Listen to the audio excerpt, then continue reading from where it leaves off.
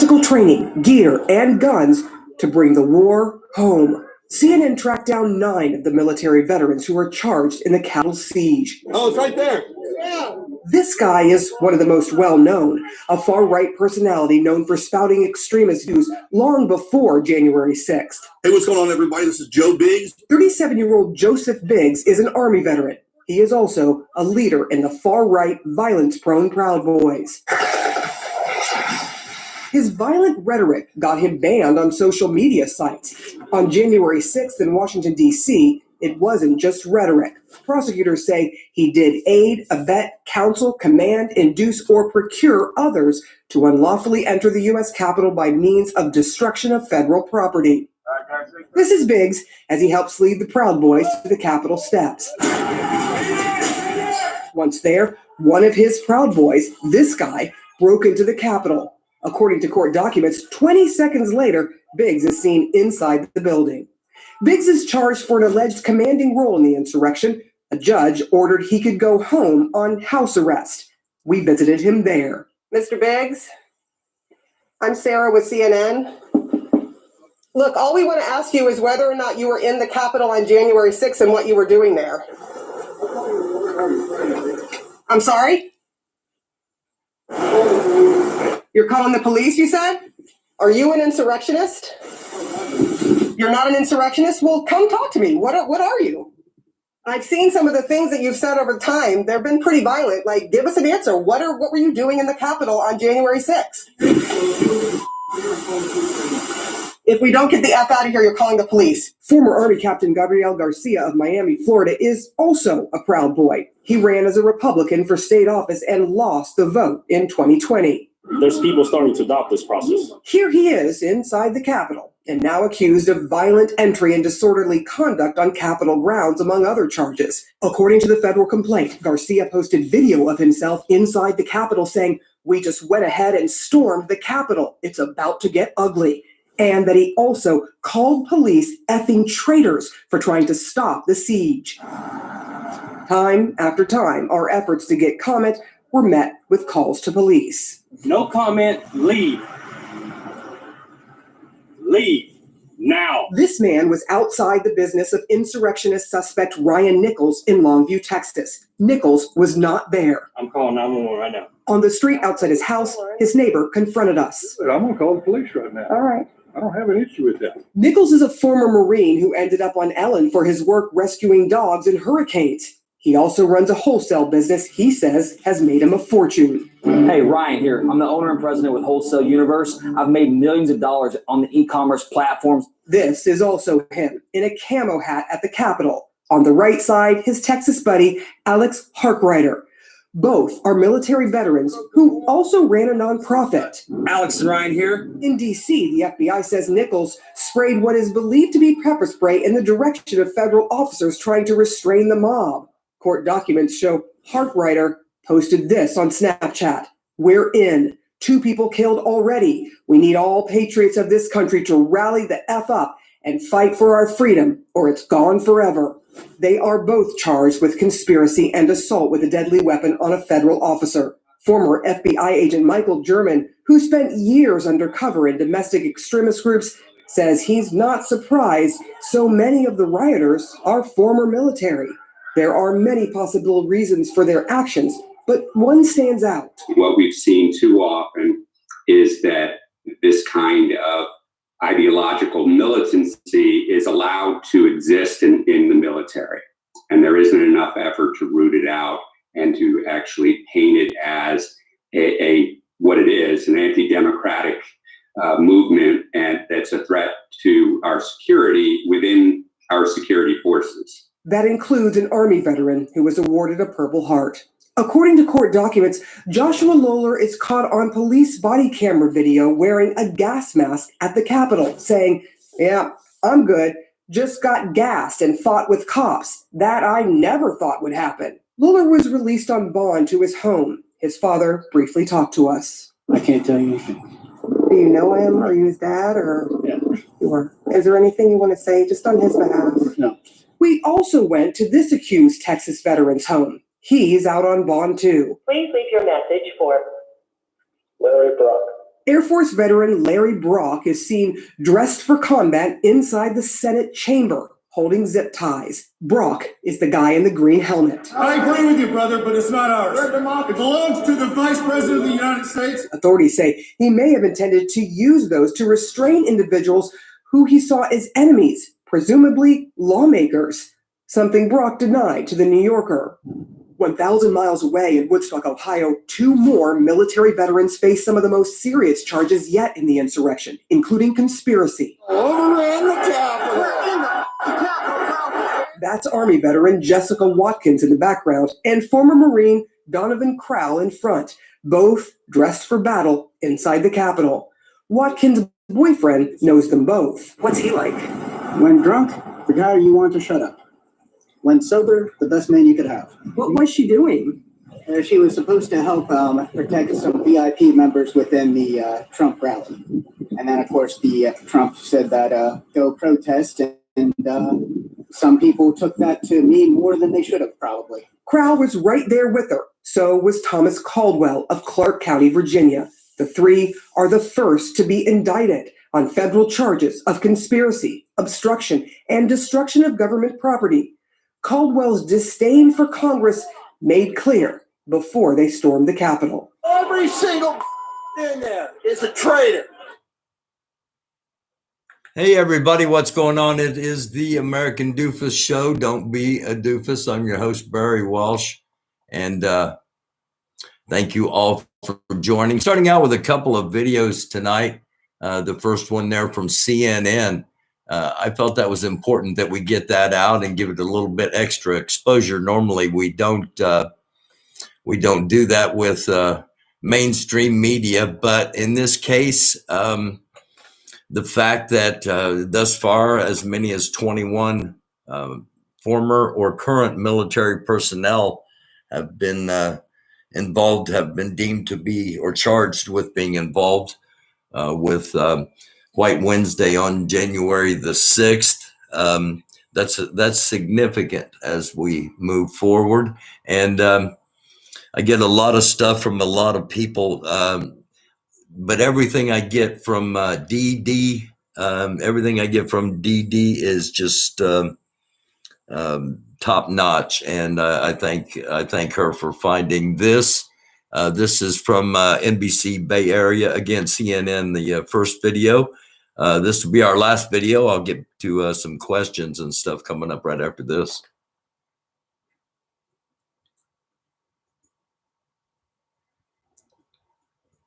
Well,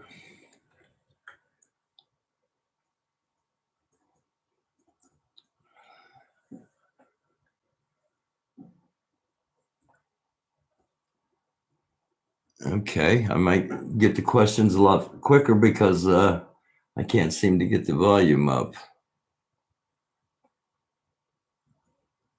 All right. Well, this is a guy in the San Francisco Bay Area. He made 6 pipe bombs, and basically, when asked about it, why? There you see his white privilege card. He's a 3%er, and he was preparing to go to war in order to get there. You see, I hope 45 goes to war. If he doesn't, I will. He was preparing to go to war in support of Donald Trump. Talked about targeting Speaker Nancy Pelosi, Facebook, and even Governor Gavin Newsom. But Rogers' attorney says his client has been a law-abiding local business owner, prone to misguided bluster in support of Donald Trump. He does not belong to any of these groups. He is not of a violent disposition, but when he drinks, he spouts off. Most of the seized weapons, the attorney says, were legal. And the bombs, he says Rogers kept them locked in a safe, exploding them only for entertainment. He says when he goes on camping trips, sometimes he explodes these things. And he says he has documents showing the FBI was tipped off about the bombs and guns back in September, but waited months to arrest him. Why was he not dangerous enough in October or September to get a search warrant? But now he's so dangerous, they have to keep him in custody on millions of dollars of bail. It doesn't make sense. Prosecutors told the judge the investigation was delayed because Rogers moved to another home. Jackson Vanderbecken, NBC, Bay Area News. There we go. Got the end of it in there. Once again, hello, everybody. It is the American Doofus Show. Let me switch things around here just, We just had a the little most bit amazing family vacation. and pop a light on here real quick. If I can. There we go. Hello, everybody. It is the American Doofus Show. I'm Barry Walsh. It's Sunday. It's our weekly wrap. And starting out with a couple of videos there. Wanted to show that second one again from DD, and thank you, DD, for everything. Because it shows a couple of things. It shows that none of these people understand that they're doing anything wrong, and that's a problem in their eyes. The things they are doing are just and righteous, and it's because of lies. And I don't know what the answer is at the moment. I really don't, except to just keep countering the lies. And it's a dangerous time and a dangerous situation. So weekly wrap, we look back at what happened the past week, and we look ahead to what is to come. We learned this past week that the one of the leaders of the Oath Keepers was the first person charged with an actual conspiracy charge. And we also learned that the leader of the Proud Boys was a potential federal informant for a number of years. And then we also learned that a number of Proud Boys have been charged with conspiracy themselves. Now, remember, these initial charges, they're just initial charges. They're just once, you know, they're just first charges. And I still don't understand why so many people continue to support Donald Trump when it's evident that he did nothing for them except manipulate them. And some of them can't see that yet. And again, that's a potentially very dangerous situation. And we also had our first EAR panel on Wednesday, and some spirited conversation, some conversations that you're not going to hear probably anywhere else. So thank everybody that was involved with that. And looking forward, Wednesday is going to be EAR, End All Racism. It's going to be EAR Day on the American Doofus Show for a while. So it'll be ADS the rest of the week, and then on Wednesdays it'll be EAR. So this Wednesday it's going to be Star. Star and I are going to talk. It's the first week of African American History Month, Black History Month, the shortest month of the year, and we're going to start out talking about history. So I hope you'll join us Wednesday, because it's going to be the first of a three-part series that we're going to do EAR based. And again, it'll be Star and I on Wednesday. Also upcoming, looking ahead in the week, I'm hoping to have Comedic King back on to talk a little bit about some things, kind of one-on-one, if you will. And might see, things are kind of busy, I know, but we might see if we can't get Chris back on one day this week coming up, just to talk about the situation as it stands right now. So, and then I'm going to try to have an American Doofus panel coming up probably Thursday of this week. So if you're interested in getting on that, let me know that as well. 100% BlackRock. Thank you. Thank you. God bless you. Thank you for that. 100% BlackRock was my first supporter on here, and I said this the other night in an episode. I'll never forget that. And thank you. That made my night.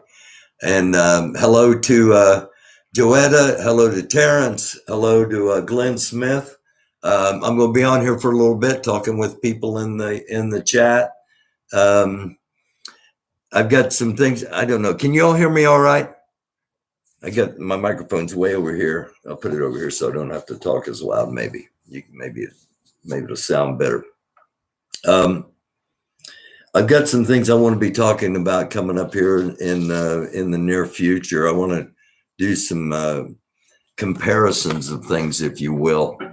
A comparison of where we are right now in our present day with where this country was immediately after the Civil War during Reconstruction. A comparison with where we are right now today with where Germany was in 1933, post World War I and pre World War II. And there are some things that are troubling with where we're at in our world. RJH, I'm doing fine. I hope you're well. I hope you're good as well.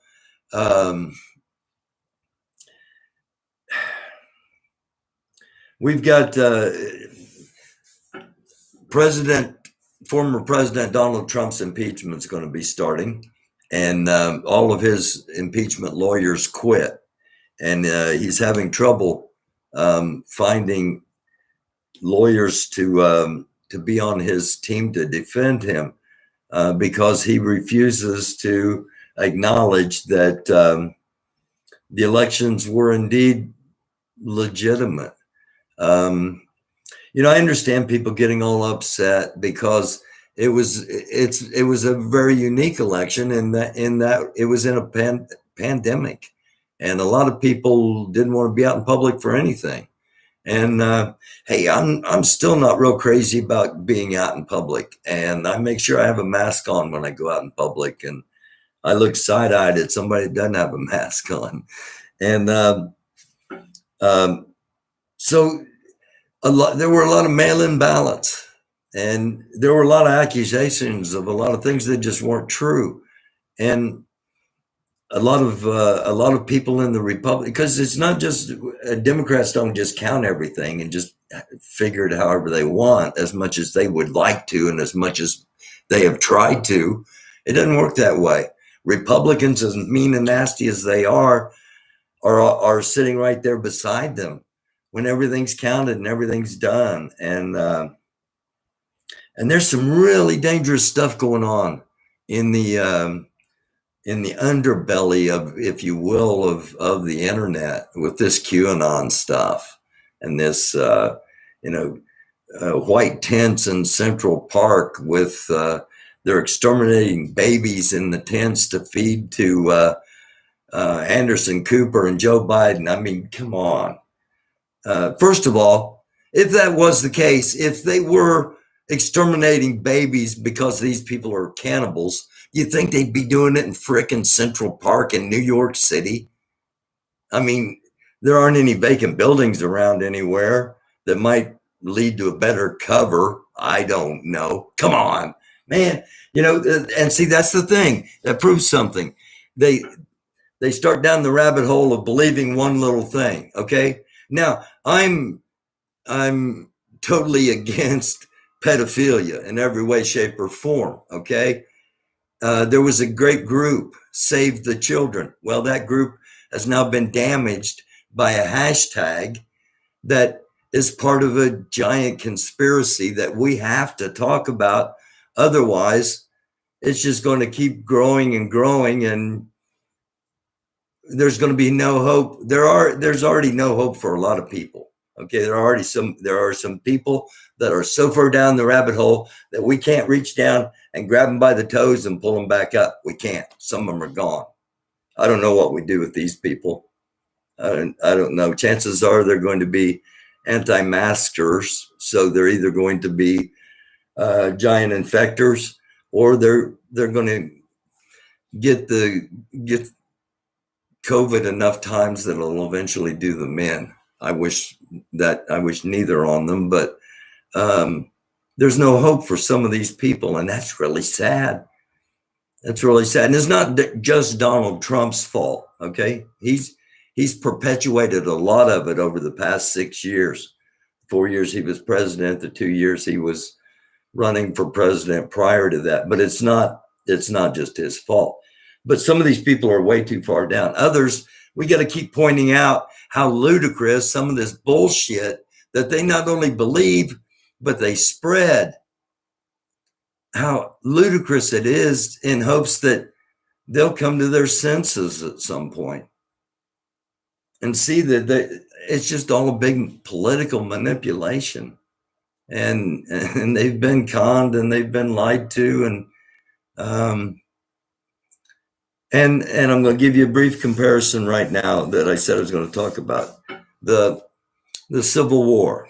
Okay, the war between the North and the South, the war between the states, the war between the Union and the Confederacy, the rebels. Now, almost no one that fought on the Southern side owned a slave. To them, it wasn't about slavery. To them, it was about their rights. They were losing their rights, even though they weren't losing their rights. They've been told so many times that they were losing the rights. They weren't. People that were losing their rights were the plantation owners at the very top of the hierarchy of the economic caste system. They were the ones that were about to lose their rights, and their right was to keep people as property and basically work them to death. Now, that's exactly what the Third Reich did. That's exactly what Nazi Germany tried to do to anybody that they deemed inappropriate or a challenge to their regime. And we need to know about real history, and we need to talk about real history. And that's one of the things we're going to do on EAR. That's one of the things I'm going to keep doing here. The Confederate soldiers, they thought, we're fighting for our rights. We're losing our rights. They weren't losing any rights, but they've been told that so much. How many times do we hear these? They're not. They're ready to go to war over it for somebody else. Sound familiar? Just something to think about. Thank you, 100% Black Rack. I try to be real. I really do. People come at me because of my hair, or come at me because of my age, or come at me, but very rarely do people come at me because I'm not telling the truth. Now, sometimes they come at me because it's truth they don't want to hear. That's different. But yeah, I really try to keep it 100% real, regardless. Rights of what? Own slaves. That's basically, I mean, the propaganda in the Civil War, in the war between the states, the propaganda was it was about rights, because the average Southern boy didn't own any slaves, didn't care about slavery. It had no impact on his life. He was generally probably a sharecropper or a blacksmith helper or something. And in order to get them to want to fight, they had to give them a fear of losing something. And that's exactly what's happened to the alt-right. In order to get them ready to fight, to keep Trump in office no matter what, to establish an oligarchy, you got to have them motivated to fight. You got to have them afraid they're going to lose their rights. When, you know, they're not losing their rights or their freedoms. They got a pretty damn good life and really don't have a lot to complain about, except too much time on their hands and sit in front of the wrong TV network and getting riled up over a bunch of lies. And it's going that, but it's so rooted that it's going to be really tough to challenge, let alone stop, because you got people in Congress that keep perpetuating it in order. And these aren't leaders. These are lemmings. Okay, these aren't leaders. These are people that are following what the ignorant voters are saying. They're not using their intelligence and doing the right thing, which is what people in Congress upholding the Constitution are supposed to do. They're worried about their next election already, even though it's 2, 4, 6, 8 years down the road. And that's a problem, in my opinion. Glenn Smith, The Real History is very shocking to most people because maybe they benefited from it, or maybe they just simply not aware of it. The right is just plain liars and left spin it how they want it. I agree with both of those. I agree with both of those positions. And our politics has changed a lot since I was growing up and since I first got involved in politics. And when I got involved in politics, Democrats and Republicans were friends. They had differences. Generally, it came down to one of them supported workers and the other one supported owners. That's kind of what when you boil it all down, went back when I first got into politics. But now it's a hate-filled war, and with lies and name calling and incredibly asinine and barbaric projections, one upon the other, and very little actually gets done to help the average person. And other than when you're in a pandemic and maybe they throw you $600 every once in a while to stimulate the economy, which is what happens with that money. What happens with extra money? You spend it on things you wouldn't normally spend it on, and that's generally out in the economy. So I told somebody earlier, sometimes just founding EAR and trying to get it off the ground and doing the American Doofus show and talking about and there are so many things that don't get talked about in mainstream media, and just trying to explore and investigate and learn. I told somebody earlier, sometimes I feel like I'm standing in front of a tsunami with the stop sign, and that no matter what you do, you're going to get overwhelmed, but still you got to try to do it. So yeah, that's kind of where I'm at the end of the week. Sometimes you got to stand in front of a tsunami with a stop sign and hope something happens and that wave doesn't hit you. Tammy Davis, thank you for being here. Anybody has any questions or comments or anything? I'll be on here for like 5 or 6 more minutes. And again, past week we had the EAR panel with we had T-Rex, we had Comedic King, and again I'm hoping to have him on this coming week with a one-on-one with King, and we had Marie Justice on with us on Wednesday of the past week. So it was I thought it was a really really interesting set of conversations. Of course, when you have something like that, people express their opinions, and not everybody has the same opinion on every single issue or every single topic. And again, that's okay, because with the EAR, there's just one issue. It's not about religion. It's not about your stance on any number of things. It's just about your stance on one thing. So,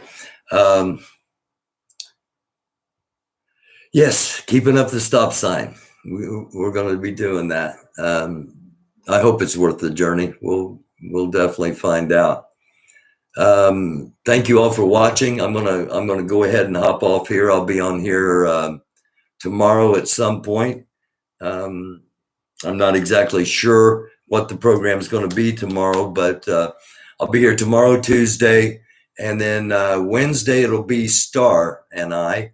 And Star and I are going to be talking about the history of race. And it's the first of a 3-part thing we're going to do with the EAR. The history of race, and then race as it is in the present, and what the future of the term race might be. And that's what's coming up the next 3 weeks on EAR night on the Doofus Show. Good night, Joetta. Thank you for joining. Tammy, thank you. 100% Black Rack. Tammy, DD, I love you. Thank you. Thank you all. Love you. Peace. Take care of yourselves. Take care of each other. We're still in a very, very dark world. We really are. It's a little brighter than it could have been, but it's nowhere near where it needs to be. So let's all try to be a light. All right. Look out for somebody. Do the right thing. Above all, don't be a doofus. It's the American Doofus Show. I'm your host, Barry Walsh. Until next time, I seriously love you all. Peace. Good night.